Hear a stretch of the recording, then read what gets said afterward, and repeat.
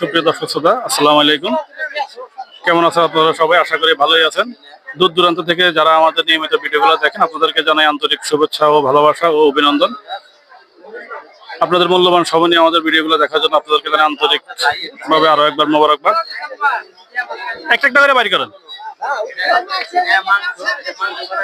ইতিপূর্বে আমরা বললাম যে আমাদের দুইটা গরু ক্রয় করা হয়েছে জামালপুর থেকে। তার মধ্যে এই একটা গরু আমরা একটু গরুটা বাইর করে দেখি, ভালো করে গরুর ঝোল নাভি কম্বল কেমন আছে, কি অবস্থায় আছে না আছে, আমরা একটু ভালো করে দেখি। তার মধ্যে হচ্ছে এই একটা গরু আপনারা দেখতেছেন।